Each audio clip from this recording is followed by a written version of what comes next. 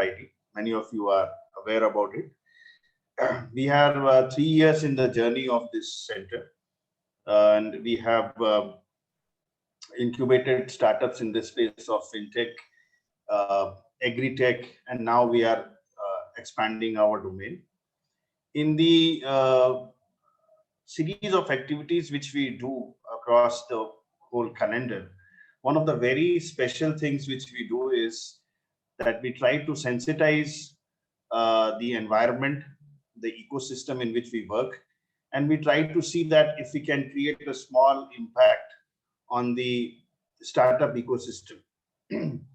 In that direction, we have always been hosting this capacity building program, wherein we invite startups, founders primarily, or co-founders, and try to tell them, try to teach them through various aspects of building a business from scratch. And most of the sessions are done by professors of IIM Lucknow, wherein as and when where we find that there would be an expert who will be required from outside, we source resource people from outside the academic community also, because we want the program to be a good blend of both uh, academics as well as practitioners. Academics, when I say the input is not purely theoretical, most of the professors who will deliver sessions in this capacity building program have a lot of consulting and training experience in the space of entrepreneurship, and and they will definitely bring those experience to the class.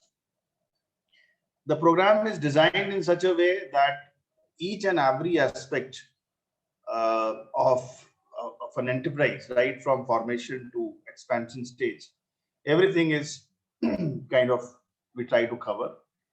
The program duration is, if I'm not wrong, 25 hours and is spread over 11 days. We wanted to do it in the offline mode, but we all know what happened and why are we conducting this in an online mode. These kind of challenges we have to face, and we have to find out ways to kind of continue doing whatever we can do.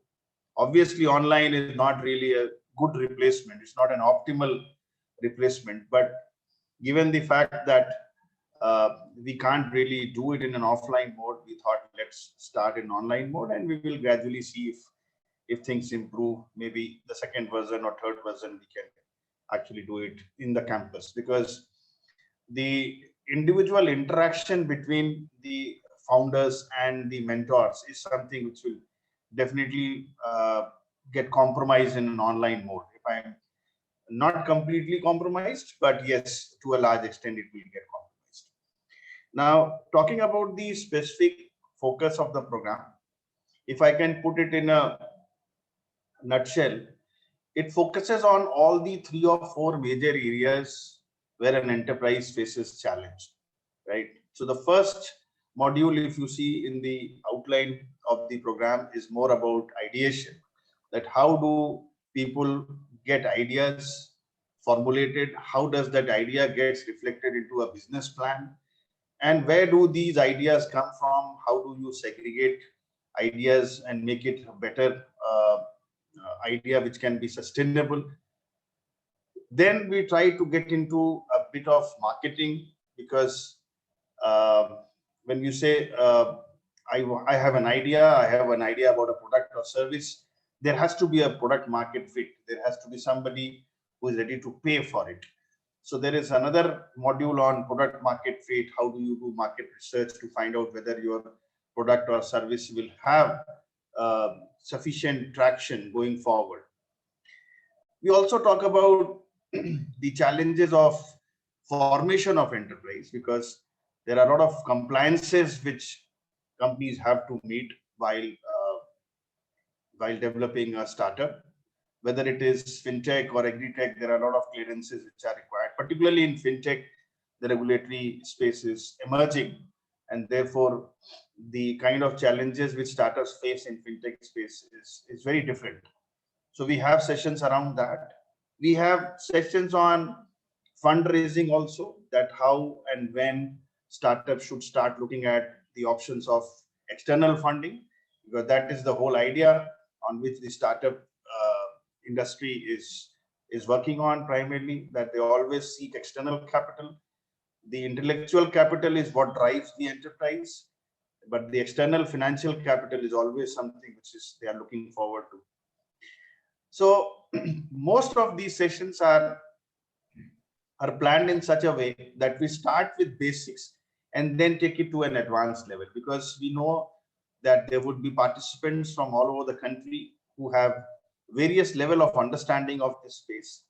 So it is not going to be a very superficial program. It will be a program which will have a lot of depth in terms of understanding the concepts, and then gradually, step by step, building on those concepts and taking it to a higher order of learning.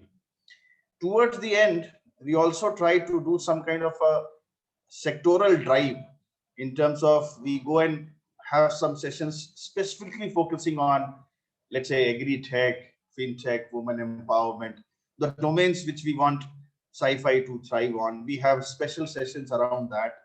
And what are the special constraints and challenges which startups face in those industry specific. So if I can put it this way, almost 70% of the program deliverable is sector agnostic. It is very, very generic. But the last 25-30% sessions are more sector specific, where we deep dive into one of those 4 or 5 sectors, and we try to get more understanding on what are the specific issues which a particular sector in this space is facing. So the idea is that the founders should get good learning from these things.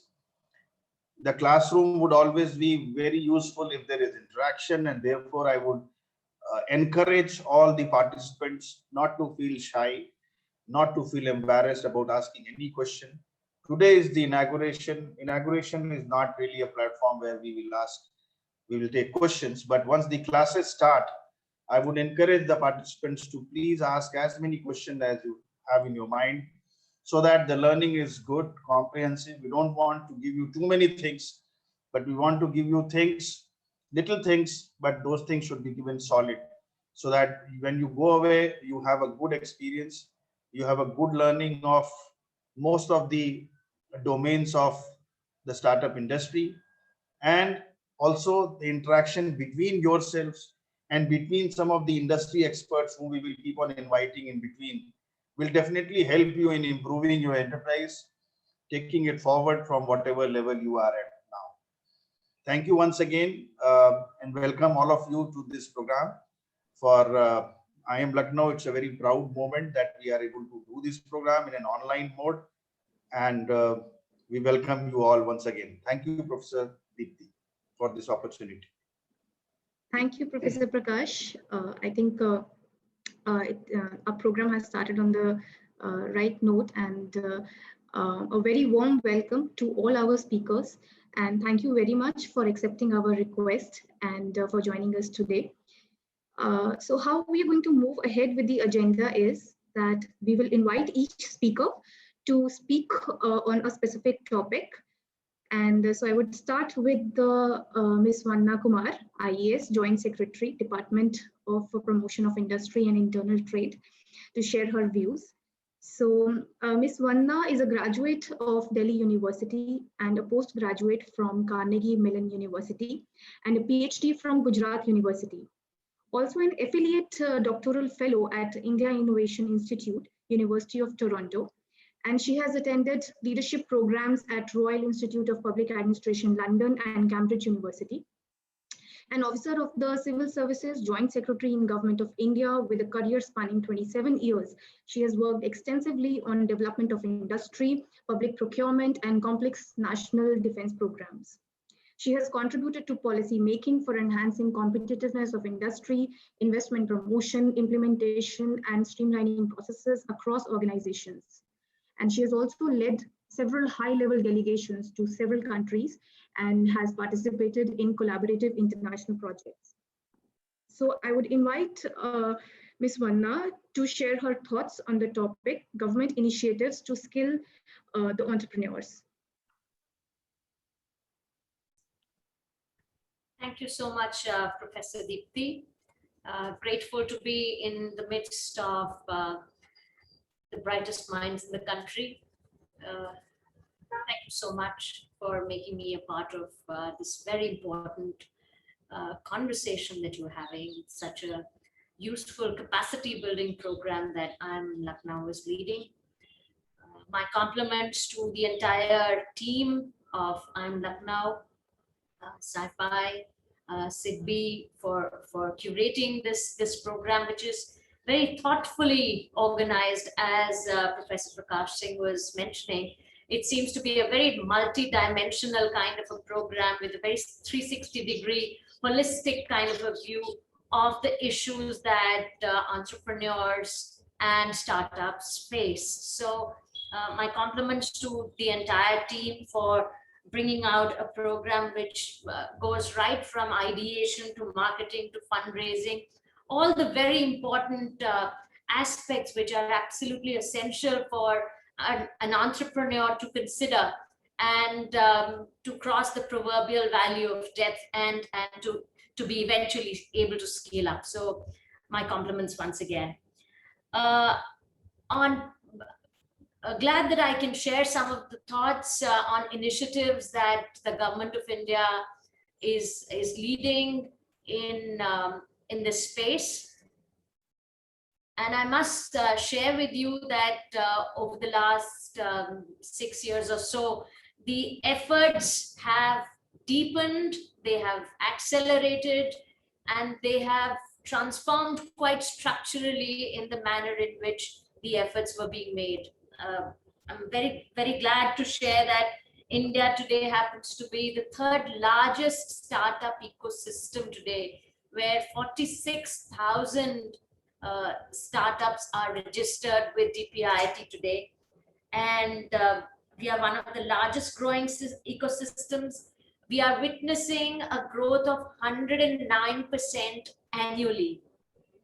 And the potential for jobs in this ecosystem is absolutely phenomenal, where we are seeing that on an average, a startup is creating 12 jobs. In the last 5 years, something like 5.2 lakh jobs have been enabled through these startups.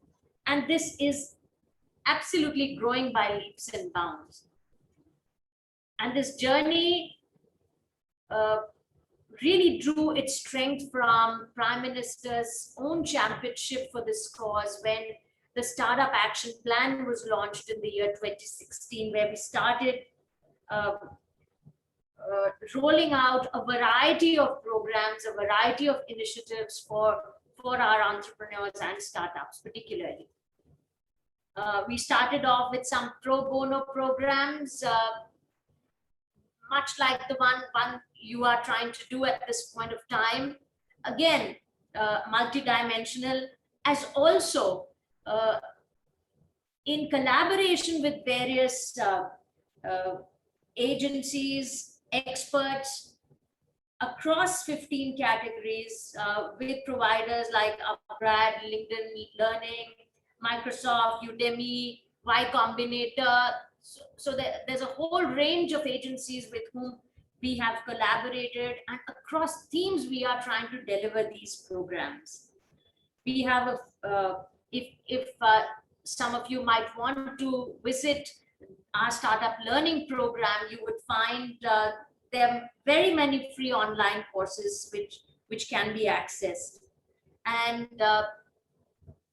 over top, 40 founders are contributing to the learnings in these programs. They have very actively participated in curating these programs. So I would urge everyone who's interested in this field to get acquainted with this, and we are more than happy to collaborate with you going forward as well. Nearly 3 lakh people, nearly 3 lakh learners, I would say, are already enrolled in this program. And again, there as well, from idea to the entire business plan, we are trying to facilitate our entrepreneurs to develop and do our hand-holding. Apart from that, there are several initiatives that where we are not only trying to develop the capacity of our startups or our entrepreneurs, we are also trying to facilitate them through various policy initiatives.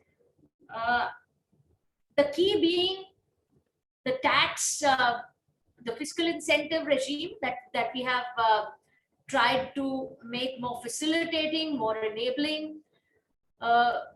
Today, a startup can avail a tax holiday for 3 years out of the best 10. There is also an angel tax exemption for our investors. There are several facilitations in our procurement norms, be it on the experience criteria, be it on the turnover criteria, as well as things like exemption from EMD, etc. Facilitations on the GEM platform are also being made. We are acutely aware that public procurement could be a very strong vehicle for enabling our young entrepreneurs, our new startups as well. So several provisions are being made. Apart from that, there's deep and large kind of funding mechanisms have also been brought about through fund of funds mechanisms, where there is a provision for 2,500 crores for our startups. There's also some seed fund which has been brought out. There's a credit guarantee scheme which is being worked upon at this point of time. So as I said, there are a whole lot of policy measures that we are trying to work on. And as we go along, we'll only deepen these efforts. To further encourage and give a fillip to this ecosystem is our efforts to bring up the National Startup Awards, where again, our Honorable Prime Minister has been a very vocal and benevolent kind of champion for these efforts, where recently we received across 12 sectors, we received something like 1,700 applications from 23 states and 4 union territories. And there were 192 finalists, which culminated in 36 winners. And for these, again, there are a whole lot of benefits for these winners and the finalists as well, through investment connects, through government connects, through corporate connects, the regulatory support that I mentioned. And not just that, we are also trying to promote and showcase their work through what we are calling as startup champions, through various print and media stories as well. So as I said, our effort is to give a lot of fillip to our startups. Our startup Yatra started in 2017, where there was a Yatra in Uttar Pradesh as well. These Yatras, again, we did in 260 odd districts of the country, in collaboration with the state governments. And our effort was to take the movement to the tier 2 and tier 3 cities and take it to the grassroots level. And I am very happy to share that we received very, very enthusiastic response to these efforts. We have very special programs for our women entrepreneurs as well. There we have something called WING, Women Capacity Development Program, very specifically for our women leaders. And over 1,300 of them have benefited from that program as well. We can go on. And UP, as we were talking a little earlier in the day, has a nascent ecosystem, but one which has tremendous potential and something that we really need to nurture. UP has come out with a startup policy as well. And there's a lot of work which is happening in that area. IIT Kanpur is very important in this ecosystem. institutions particularly have a very important role to play, and Lucknow has a very important role again there. We are with you all along the way. I have already spoken to my startup team here, who's very excited about the initiative that you have, and you can get in touch with the team. We have a project monitoring unit, plus we have a team at West India, which is 40 strong, which looks after this initiative completely. So please feel free to reach out to them, and we are more than happy to help and facilitate your initiatives. My compliments again to you and your team for curating this program and giving us an opportunity to be part of this initiative. Thank you very much, and my best wishes for this entire program. Thank you. Thank you so much, Ms. Vandana. And thank you so much for sparing your time and sharing your views on this. And we would definitely love to have this collaboration and explore the opportunities going further. So now I would like to invite our next speaker, Anil Kumar, Mr. Anil Kumar, who is the founder CEO of Samunnati. Mr. Anil is a banker with over 27 years of experience. He has worked with the likes of Canara Bank, ICICI Bank, and IFMR. At IFMR, he was involved in designing and deploying a local financial institution model called Kshetriya Gramin Financial Services. And after the success of this model, Anil promoted Samunnati, an agri-finance company with special focus on smallholder farmers in 2014. He was bestowed with the Social Entrepreneur of the Year 2013 by TiE China, Chennai, and Best Social Entrepreneur Award by Hand in Hand at the Global Social Entrepreneurship Program in 2018. So I would like to invite Mr. Anil to speak on the topic, skills required to succeed as agripreneurs. Good afternoon, everyone.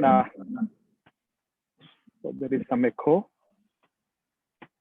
Am I audible? Is this okay? Yes. Good afternoon, everyone.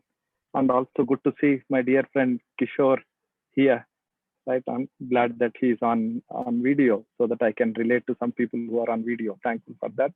It's so encouraging to hear Vandana ma'am talking about so many things that are happening in the agri ecosystem space, as well as the heightened support structure that the policymakers are providing for entrepreneurs like us.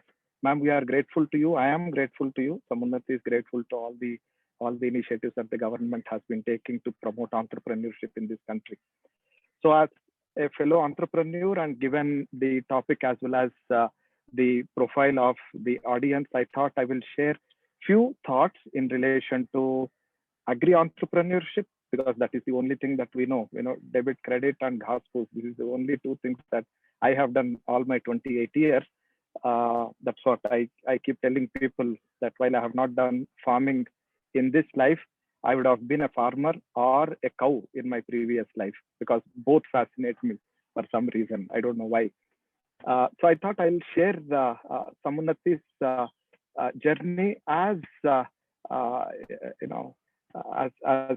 insight for others to reflect on, if there are some commonalities, if there are some takeaways. And given that we have 10 minutes, that would be most meaningful, I thought. Before even we set out doing what we are doing, in my view, entrepreneurship falls in one of the three buckets, as we understand. And knowing which bucket the enterprise falls in is an important dimension, so that the approach to the initiative, product, technology, solution, whatever are the tools that we look at, the approach to initiative is well directed to solve the problem. And these three buckets are, the first bucket is what I understand as the efficiency bucket, wherein there are multiple players who are already in. The product offering, proposition, business logic, the numbers in terms of viability, sustainability, impact, all of the parameters exist. And a new entity that is coming in that space will have to focus on the efficiency drivers. This is what we refer to as the efficiency bucket. As an example, if somebody is looking at setting up a new urban microfinance, there are host of urban microfinance institutions already. What they have to basically now look at is what is it that they are going to bring in as efficiency before they set out what they want to do. Or somebody is looking at nano warehouses or grain bank. If they are looking at something like that, first they have to understand what are the things that Kishore is offering from Ergos, and what is the efficiency parameter that you would like to offer in addition to what Ergos is thinking. That is one bucket. The other end of the spectrum is what is referred to as the greenfield. Nobody has done anything. Nobody knows what it is. Proposition is not known. What is the potential is not known. That 1,000 flowers bloom there, but that is also an area where many flowers bloom in the wilderness. So nobody would even know if that flower blossoms and then falls off. Nobody would know. But then the beauty of that is you are in your own race. You can do what you would feel like doing there because it's a green space. It's like a clean sheet of paper. It's an open canvas. There is a world in between these two dimensions of the categories, and that world is everybody knows there is potential. Everybody knows we need to handle this problem and find solutions to handle this problem. Everybody knows that solving this problem is important, national issue. Everybody knows many people are dependent on it. Impact, inclusiveness, you name an attribute for an enterprise to exist or to have a reason to exist, it is this category. And that category is what agriculture and agri-entrepreneurship is. And the dimension that an agri-entrepreneur needs to look at in this category is not to reinvent the wheel to begin with, but understand what are all the initiatives that people have done in this particular space, what have worked, what have not worked, and why have they not worked. Is the timing not right? Is the technology the driver? Is it ahead of time, or is product design faulty, or was the intended user, which is a farmer, not kept in mind while designing this program? Whatever, but the starting point is what are the initiatives that people have tried in this particular problem that I am looking at solving, and what can I learn from it? So that is where we need to start as an agri-entrepreneur, and that is what Samunati does. Whenever we start any new vertical or any new product, the first thing that we look at is, have people tried? And invariably, there will be a host of people who would have tried all of this. Then we understand why did it fail, so that you don't need to reinvent. You don't need to do the same mistake. You may end up doing a new mistake. That is fine, but why do the same mistake? So once the category is known, and for all of us agri-entrepreneurs, the category is the middle category, very clear. Don't look at greenfield to find solution. Look at our brothers and sisters who have done it, who have tried it, and who have failed, to learn from it, so that others who are coming in future as agri-entrepreneurs will learn from our learnings and our mistakes. Then the three areas that will become extremely critical, and I'm borrowing this framework from Simon Sinek's Golden Circle, is the why, what, and how. Be very clear, why do we exist? And the reason why Samunati keeps mentioning in every fourth sentence that we have in our internal communication and talking about model is making markets work for smallholder farmers. This is the purpose for which we exist as an organization. So you need to have that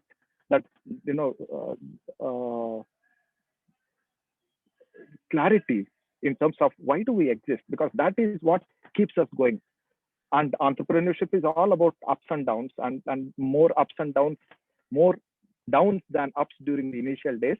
But then the one that keeps us going is the purpose of existence. And if that is inspirational enough, if that keeps us going, then all the downs will look like learnings and will look like the pathway to another up, right?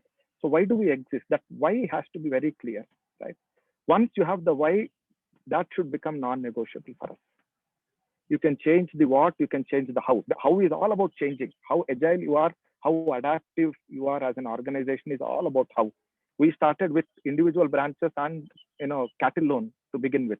to an extent where in Tamil Nadu, the district where we started, we are still referred to as cattle loan company because we were doing only cattle loans, individual loans, to an extent where now we work with, with large corporates on the demand side and wonderful set of FPOs on the supply side. We are not a cattle loan company anymore, but that's where we started, right?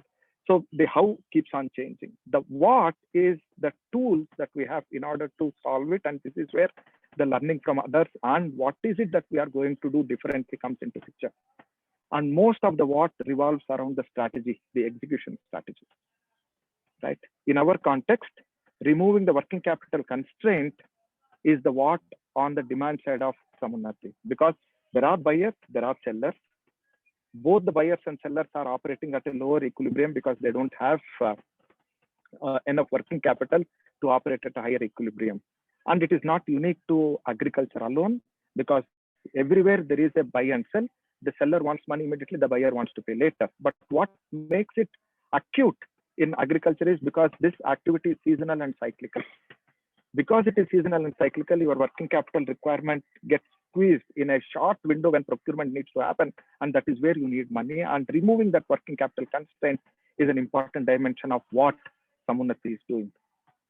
And that working capital constraint, once it's removed, should result into, at some point in time, be the demand for the supply side of the value chain, which is represented by FPOs. Again, very clear understanding that at a strategy level, an entrepreneur needs to have every action, every product, every initiative has to necessarily tie back to the purpose of existence. You are removing the working capital constraint for the buyers and sellers who are agri entrepreneurs or agri enterprises. I'm sorry, but why are you removing the working capital constraint of enterprises? Because their increased supply at some point in time can be met by the FPOs. And what are we going to do with the FPOs? FPOs at this point in time don't have the capability to cater to the demand requirements, and hence the requirement there is institution building. So the what on the FPO side is institution building. In terms of our business, 80% of the business happens in agri enterprises today. Only 20% of business happens with the FPOs. But then we know that FPOs represent 80% of our attention today because that is the day after tomorrow business for us. So the what has to be clear. Once the what and the why, of course, why has to be the beacon light. It has to always be at the back of the mind. Is when the third dimension of the how comes into the picture. How be agile, right? Don't hesitate to set up newer verticals, experiment with some products, make sure some of us have private money as equity in our companies. You have to take them along and use that risk capital in a way where we can experiment on all the possible hows in terms of new products, new customer segments, collaborations, if required, couple of subsidiaries that you may want to set up. And last but not the least, if it requires inorganic acquisition, something that we did last week, you may want to acquire the company. The how is, from an execution perspective, the here and now, today. So as agri entrepreneurs, if we are able to do all of this, then we have a method in the madness. Because what we are doing and intending to do, because there are also budding entrepreneurs and students in the audience, I suppose, is something phenomenal. And this is a freeway. This is not a beaten track. And we need to inspire ourselves before the world starts inspiring us. And the only thing that inspires us is the problem statement that we are solving. And in agri entrepreneurs, as I keep mentioning, let 1,000 flowers bloom. But if there is a way in which we make these 1,000 flowers into a garden, that would be fantastic. And the last point that I would like to make before I hand it back to Dr. Dipti is on the term called obliquity. I strongly suggest you please read the HBR review on OBLIQUITY, which basically establishes through empirical evidence that companies that exist for the purpose for which they are created become successful than the companies which pursue profit maximization as the goal.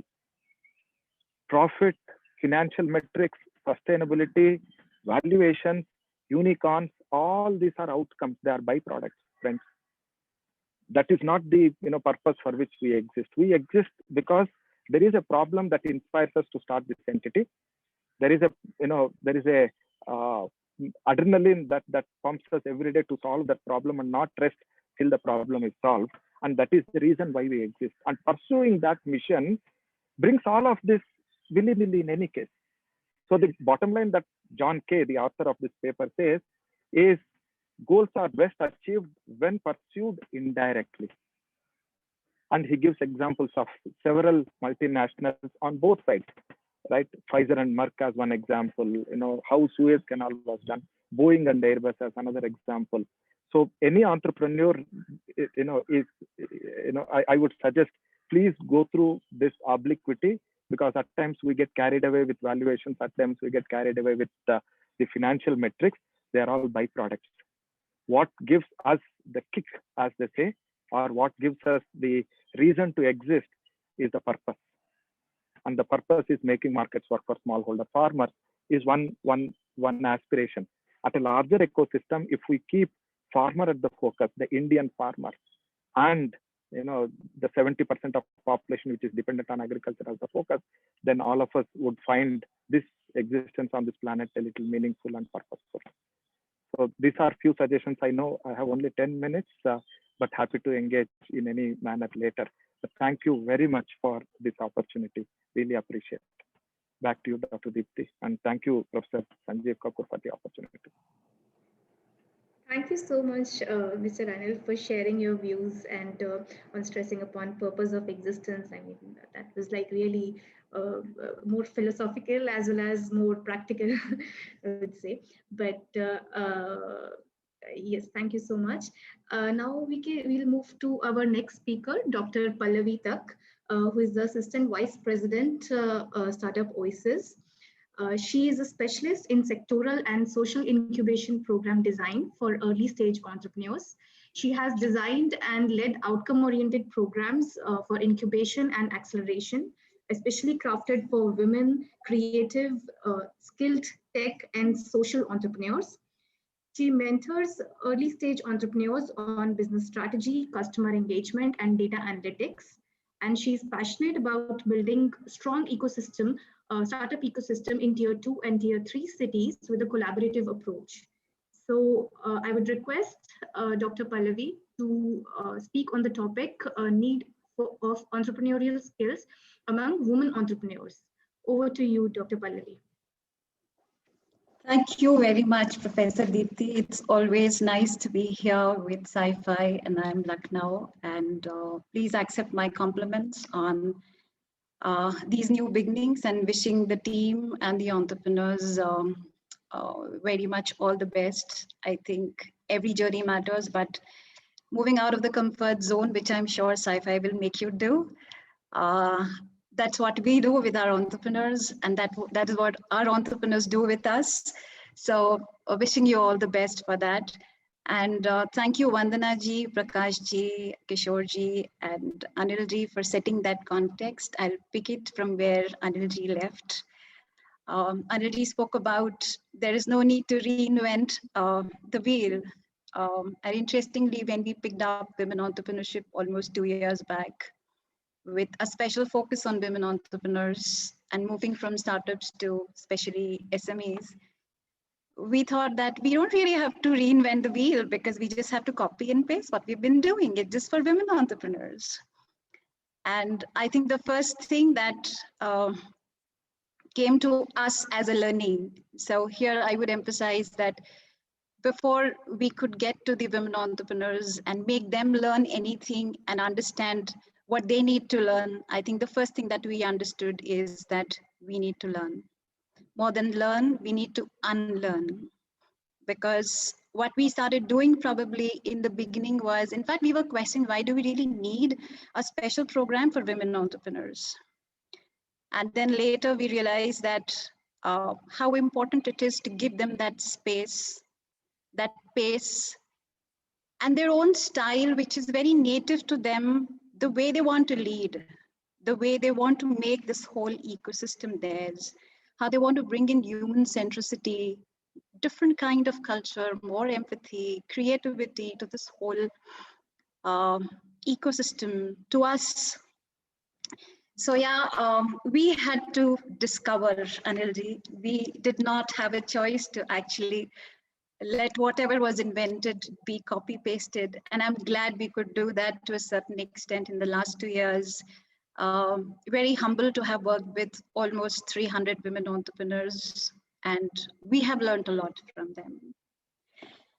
And interestingly, how we look at what needs to be done with specifically when it comes to the needs of these women entrepreneurs and skills that they need, which may not look very different from what male entrepreneurs. I'm sorry, I'm making that distinction, but I think to set the context, I may have to do that. And I may sound like an activist, but don't worry, this activism is backed by action, so that's safe.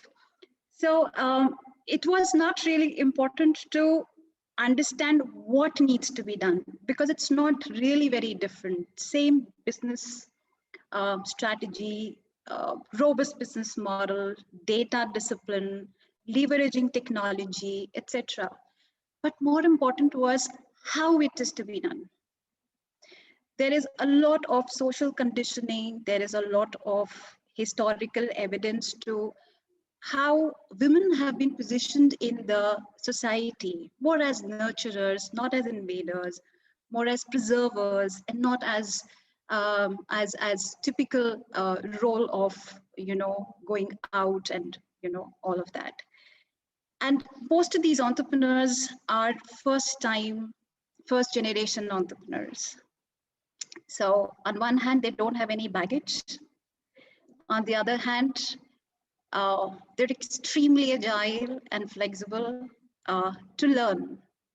So coming to Deepti, what you've asked me to do, first thing, let me emphasize as to when we come to women entrepreneurs and need of skill sets for women entrepreneurs, the first need is the need to learn from them, which really needs to be acknowledged because until unless we understand that there is a huge potential for them to teach us, that's important. Second is the need for the trainers to understand that we may have to discover new ways which suit better for women entrepreneurs. And the third is definitely the need for these women entrepreneurs to build these skill sets because most of them would be coming to this landscape probably for the first time. And we are in a way social architects. We will be responsible for them staying here or leaving this place to a large extent. So a lot of responsibility really lies on our shoulders. I'll talk only about 3 things and what I have learned during this journey and what I was required to unlearn during this journey. So there are more parameters, but there are 3 of these parameters which actually decide whether a startup is successful or it's not successful. First is scalability. So any startup has to build to scale. And when it came to women entrepreneurs, especially in the SME segment, I personally am charmed by the term bonsai. I call them bonsai because undoubtedly they have this potential to grow, but they have planted themselves into very small pots. And the reason is they have other responsibilities. When we went to artisans, they said, we're very happy with all this growth, but sometimes it feels like a factory and we know that we are mothers first. So how much we really want to grow ideally should be left to women entrepreneurs. So first thing is scalability, where our responsibility was to actually show these entrepreneurs that this is the broad horizon that's waiting for you. Now, how much you want to pick it up, how much you want to embrace is entirely up to you. You don't have to live in your cocoons. You don't have to start believing or stay believing that you can't do it. But then after having understood and realized your potential, how much you want to go, you want to still be small and beautiful, you want to still be local, you want to go national, you want to go international. What's important is to have a robust business model, and then it's entirely up to you how far and wide you want to go.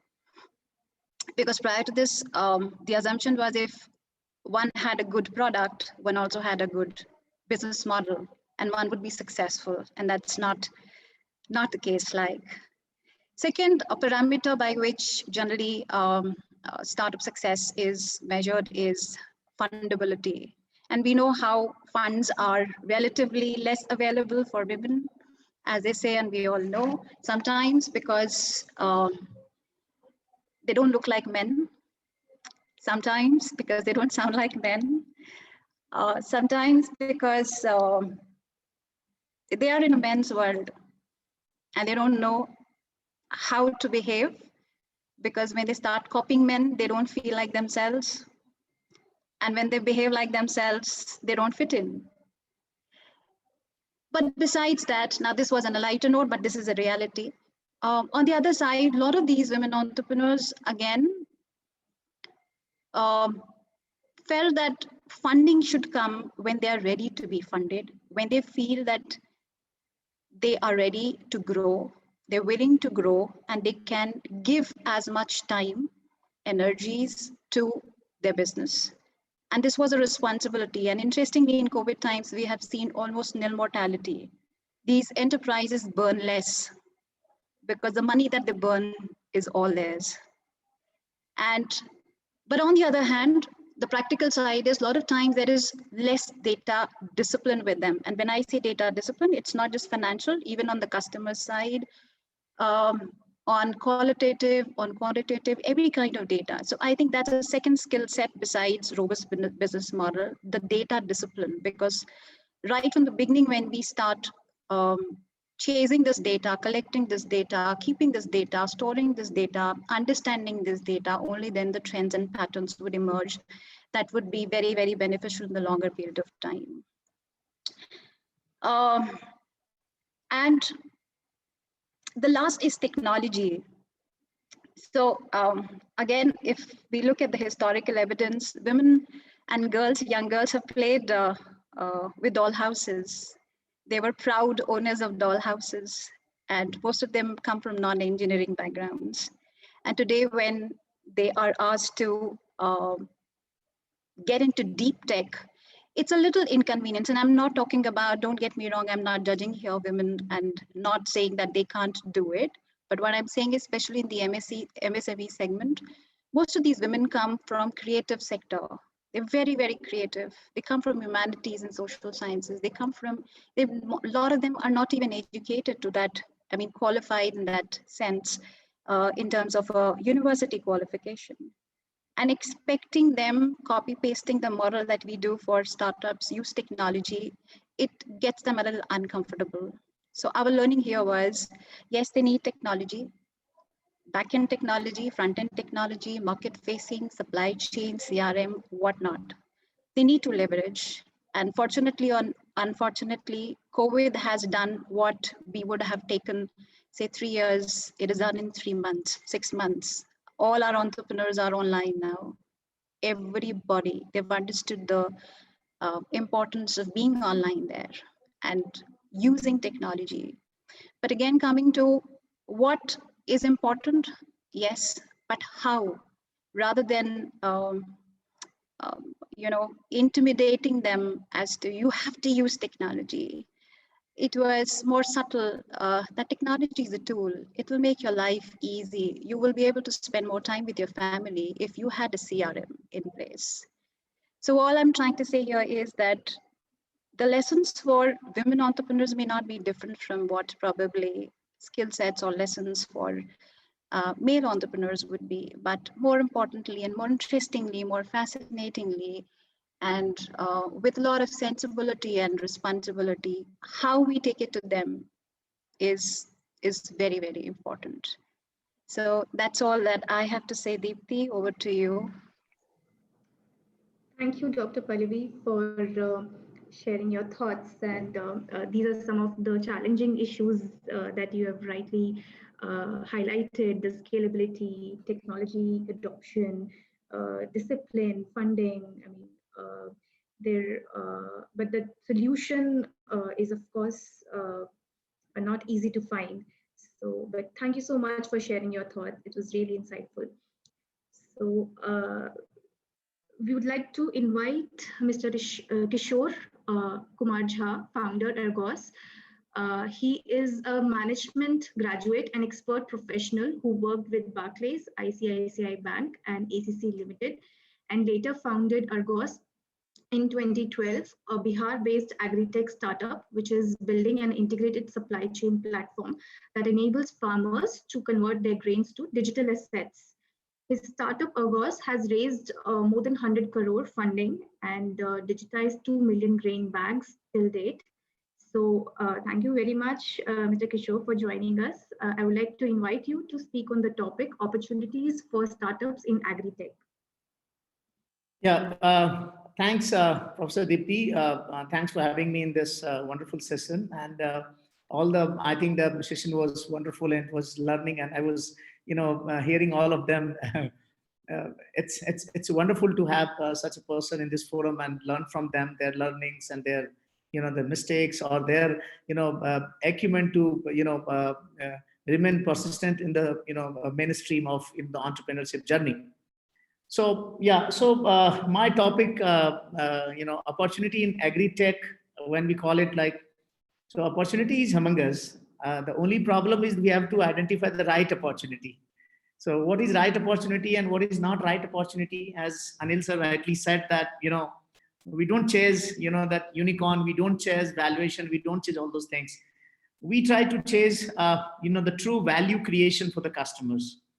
Whosoever our customer, like let's say the farmer.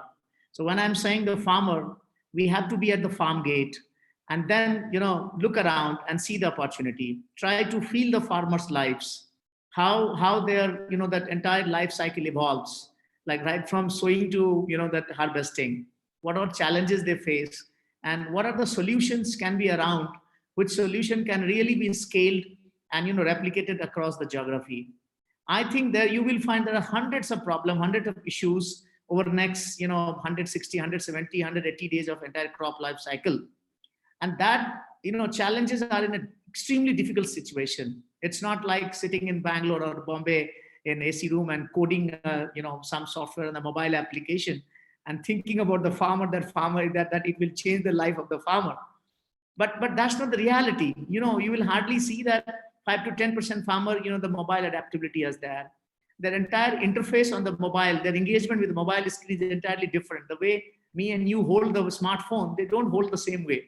So they're that style of touching the screen is entirely different, right?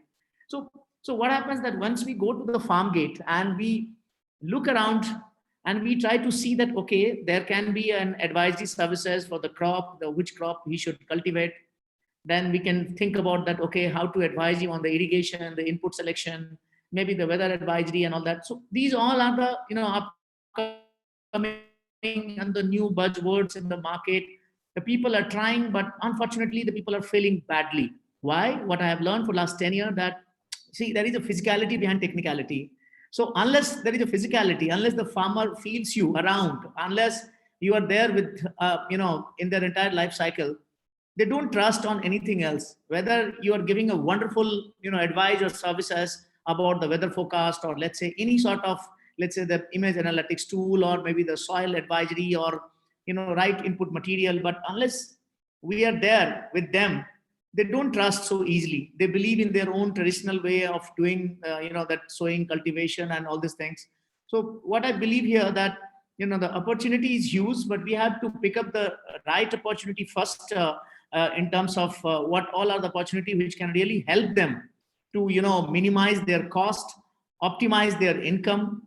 In order to achieve both these things, we have to build good relationship with them and think about that what exactly can build good traction. Like, let's say if I pick up a couple of, gaps, which I feel that if we can do the, the cash flow mapping of a farmer, that how a farmer spends money on which items, like let's say the labor cost, maybe the input material cost, or maybe irrigation or various other things. If I do the proper mapping of their cash flow during 180 days or 160 days, depending on the crop cycle, we can structure a product for them. And for that product, maybe we can have a collaterals, anything which they have, securitizable assets. So this is on the working capital side, what we can provide them. Once we provide them capital, we, get money track.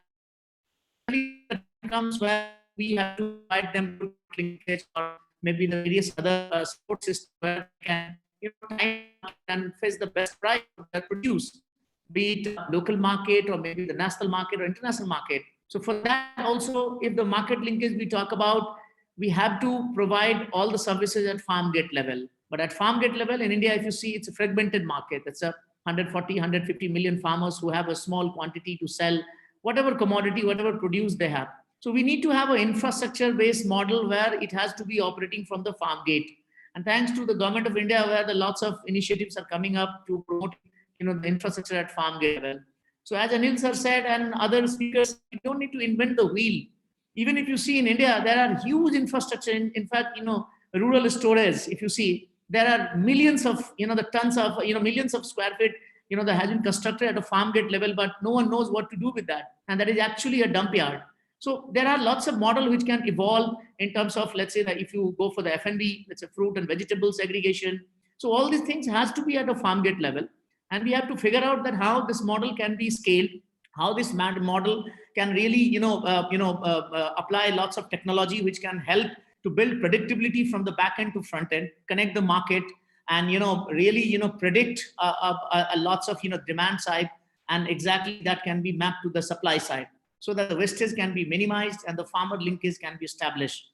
So I see there is a opportunity right from the credit customization for the farmer requirement. Farmer rating can be done so that any financial institution can step in and provide them low cost credit working capital facility. Then we can see a lots of opportunity in terms of advisory services.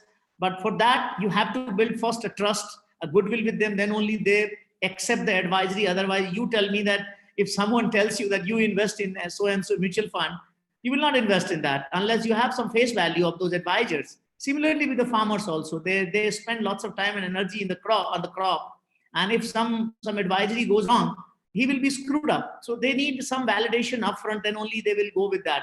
So in agri-tech, I would say, the lots of technology application can really change the landscape, increase the farmer income, and minimize their cost. But we have to be very careful in terms of selecting the right opportunity, right from that advisory services, the weather forecast or services, or maybe the market linkage, the credit access.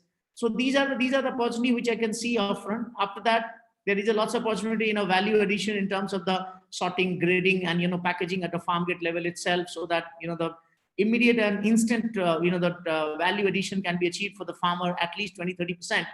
So these are the opportunity what I can see here, but we have to be careful in terms of building a good business model around that. As madam said that we have to decide that whether we have to be small and beautiful, or we have to be scalable, or the pan-India operation. It's up to your choice. But the business model has to be very the value effective, customer experience optimization, and truly, if the farmer at farm gate level, if they find value in your business model, in your advisory, in your product, no point looking back, and definitely it is bound to sustain. So we as an entrepreneur advise my fellow entrepreneur that select the right opportunity, think about that what you want to achieve. You want to go pan-India or global, but be clear that the model should be very robust, model should be very transparent, so that it can really bring value on the table. Over to you, Dipti ma'am. Thanks so much for this opportunity, and I'm sure if anyone wants to have some one-to-one interaction, we're happy to answer the question. Thank you, Kishorji, for your thoughts, for sharing your views. It was very interesting how you laid down your perspectives. So I would like to thank each of the speakers. We are almost coming to the end of the inaugural ceremony. And thank you so much for sparing your time, sharing knowledge and all the relevant points. It was very, very meaningful indeed. And I personally, on behalf of the center, would like to thank each one of you for your valuable time and discussion. And I would also like to thank our backend team, particularly Vikas and Shyam, who are part of the center, who are helping us throughout all the backend work they do and the preparation for organizing this event. And of course, all the participants, the entrepreneurs, startup founders, professionals, students, and everybody outside IML whom I cannot name right now. Thank you so much for attending it and making it so meaningful and relevant. So if I would just request everyone to please switch on their videos so that we can have a snapshot and keep a memory for this event. It would be really nice.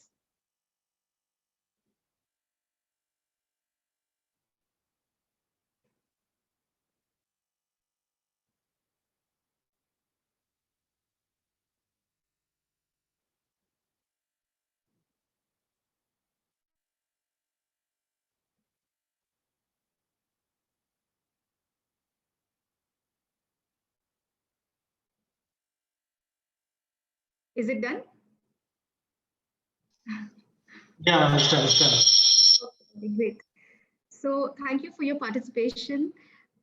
Take care, be safe, and bye-bye. Thank you.